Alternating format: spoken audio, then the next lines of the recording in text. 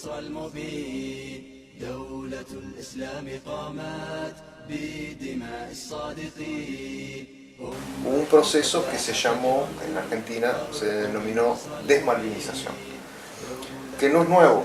Recién lo conversábamos de que en la historia argentina hay dos hechos históricos fundamentales en lo que es la defensa de nuestra soberanía. En el siglo XIX, lo que fue la batalla, que se denomina la batalla de la Vuelta Obligado, donde también la historiografía argentina ocultó un poco el desarrollo de eso y fue una batalla que perdimos los argentinos. Claro. Malvinas también la perdimos. Bueno, pero obligado la perdimos, pero en el fondo la ganamos, porque obligamos a los ingleses a irse. Exacto. Y en el caso, bueno, también de las Malvinas, hay como un periodo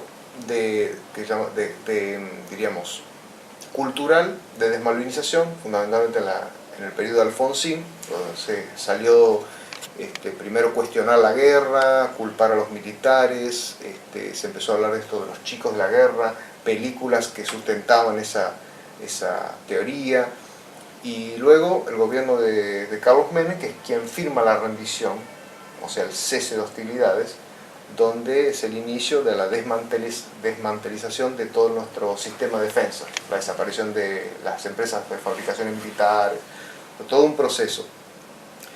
Eso es lo que usted nos estuvo de alguna manera contando. La pregunta es, hoy, ya estamos en el año 2017, ¿qué posibilidades tenemos de que los argentinos recuperemos la memoria heroica de lo que fue la Guerra de las Malvinas?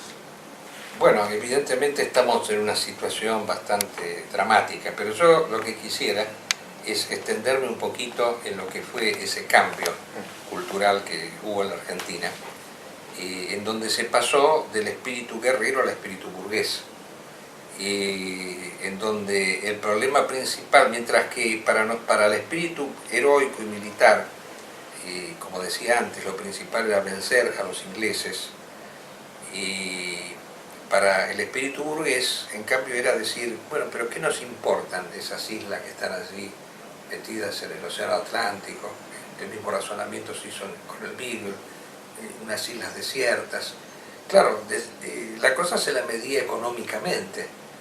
Ahora bien, acá con respecto a Malvinas se dijo que había petróleo, pero en última instancia es un tema que a nosotros nos tiene que tenerse en cuidado. Si en Malvinas hay petróleo o no hay petróleo. O sea, la tierra es en última instancia la proyección de una idea, de un principio. O sea, es el medio que nosotros tenemos para llevar adelante ese combate, ese gran combate. No tiene un valor económico, tiene un valor espiritual la tierra. Entonces ahí es donde vino ese gran cambio. Entonces, como la paz era lo más importante, más que la guerra, entonces se empezó a renunciar a territorio. Se renunció primero a las Malvinas, porque de hecho es como si se hubiera renunciado, y se renunció a las islas del Beagle.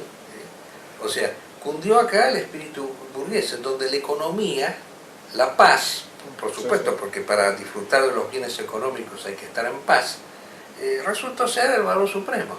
Y el heroísmo y el factor bélico, militar, guerrero, bueno, desde ya pasó a un plano totalmente secundario, y esa es la razón, porque comprendiendo esto se entiende también por qué están presos los militares, porque justamente acá ha habido un combate de la burguesía en contra de la clase militar.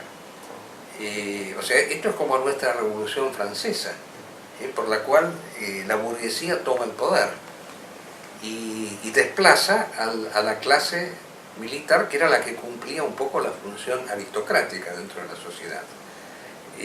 Bueno, eso es lo que hemos vivido, y bueno, salir de eso va a resultar muy difícil, pero desde ya nosotros nunca tenemos que renunciar a nuestra intencionalidad de revertir este proceso. O sea, creo yo que estas tareas que estamos realizando es la tarea de despertar conciencia. Las revoluciones las hacen élites en última instancia, no las hace el pueblo ni la masa.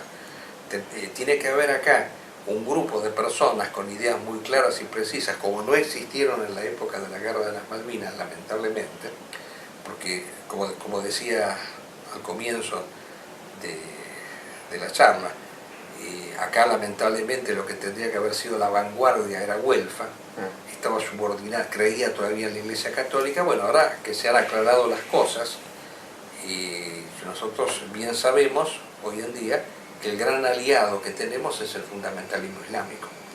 Entonces, en la medida que el fundamentalismo islámico triunfe, en la medida que el fundamentalismo islámico se mantenga de pie en esta guerra de civilizaciones, yo creo que cada vez más en estos países se irá constituyendo esa élite heroica. O sea, la cosa hoy en día tiene que venir de afuera. De afuera tiene que venir para que esto se cunda acá con una nueva espiritualidad. De la misma manera que en la Segunda Guerra Mundial, bueno, lógicamente acá hubo todo un grupo muy importante de personas que simpatizó con el eje. Y simpatizar con el eje implicaba una serie de consignas políticas en el país. Bueno, acá tiene que suceder algo parecido hoy en día con esa nueva expresión del fascismo que es el fundamentalismo islámico. O sea, fascismo entendido en la manera más autóctona de este movimiento como un movimiento antidemocrático, no como las deformaciones, porque lamentablemente hoy en día el sistema es tan nefasto que deforma todo, así como deforma el fascismo y lo convierte en un socialismo de izquierdas.